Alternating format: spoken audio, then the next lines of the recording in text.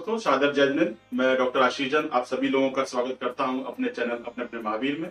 इस अपने अपने चैनल महावीर के थ्रू मैं आप लोगों के पास लाऊंगा एक साधारण से तरीके से नए नए वीडियोस जो आपको समझाएंगे जैन धर्म का इफेक्ट। तो मैं ये देख रहा हूँ कि हमारी जो यंग जनरेशन है वो किसी ना किसी कारणों से हमारे जैन धर्म के अंदर अपनी रुचि नहीं दिखा रही है। उनका कहीं ना कहीं जैन धर्म के प्रति रुझान कम होता जा रहा है।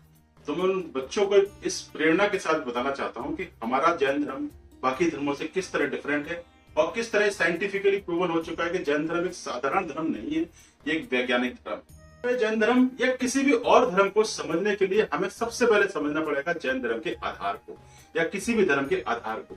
तो किसी भी धर्म के आधार को समझने के लिए हमारे पास 5 आधार होते हैं। पहला आधार है ज्ञान, दूसरा आधार है प्रेम, तीसरा आधार है न्याय, चौथा आधार है समर्पण और पांचवा आधार है धैर्य यानी कि धीरज। तो आइए हम बात करते हैं इन पांचों आधारों की डिटेल्स में। तो नंबर 1 हम बात करते हैं ज्ञान की। किसी भी धर्म को समझने के लिए, उसको करने के लिए, उसको फॉलो करने के लिए हमें जरूरी होती है नॉलेज की। अगर हमारे पास नॉलेज नहीं है तो हम उस चीज को सही से फॉलो नहीं कर पाएंगे। फॉर एग्जाम्पल मैं आप लोगों से सवाल पूछता हूँ, क्या सीखना जरूरी है या जीतना? तो मेरा जवाब आप लोगों के लिए यह है कि पहले सीखिए फिर जीतिए। अगर आपके पास सही ज्ञान होगा तभी आप एक सही फैसला कर पाएंगे।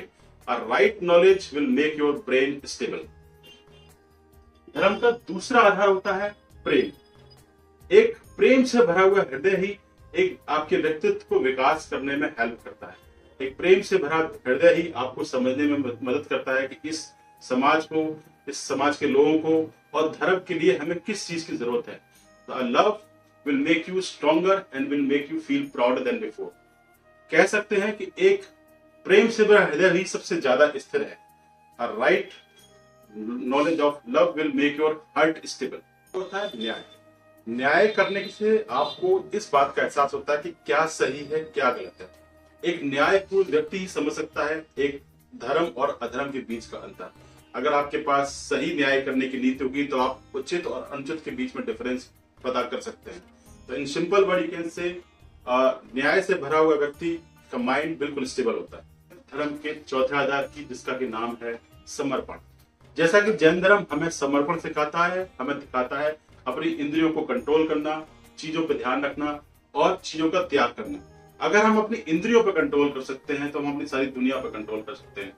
बड़े बड़े साइंटिस्टों ने ये बात प्रूव की है कि अगर आपने अपनी इंद्रियों को कंट्रोल कर लिया तो आप इस पूरे माइंड को कंट्रोल कर सकते हैं। इसलिए मैं कहूंगा कि समर्पण आपकी इंद्रियों को स्थिर करता है। अगर एक आपके पास समर्पित मन है, अगर आपके पास एक समर्पित हृदय है तो आपकी शरीर की सारी इंद्रियां स्थिर हो जाएंगी। हमारे धर्म का 5वां आधार है धैर्य यानी कि धीरज। किसी भी चीज को समझने के लिए, किसी भी चीज को सीखने के लिए, किसी भी चीज को जानने के लिए हमें जरूरत होती है धैर्य की। बिना धैर्य के बिना हम कुछ नहीं कर सकते, बिना हम कुछ नहीं पा सकते। अगर हमने अपने जीवन में धैर्य को धारण किया, अगर हम किसी काम को करने के लिए निकले और हमें उसकी फल की प्राप्ति नहीं हो रही तो हमारा मन अधीर हो जाता है।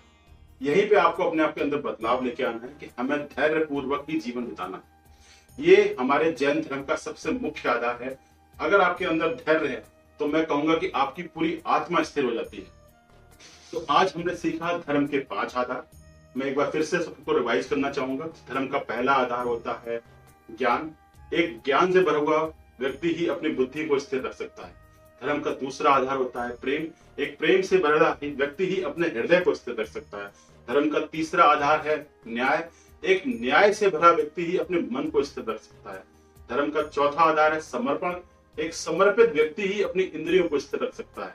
और धर्म का आखिरी और 5वां सबसे महत्वपूर्ण आधार है धैर्य। एक धैर्य से भरा हुआ व्यक्ति ही अपनी आत्मा को स्थिर रख सकता है। इस तरह से आज हमने समझा जैन धर्म के 5 मुख्य आधार: प्रेम, ज्ञान, न्याय, समर्पण और धीरज। इसी तरह के वीडियोस मैं आपके लिए और भी लाता रहूंगा। हमारे साथ जुड़े रहिए। आपने बहुत ही धैर्यपूर्वक सुना। आपका बहुत बहुत धन्यवाद।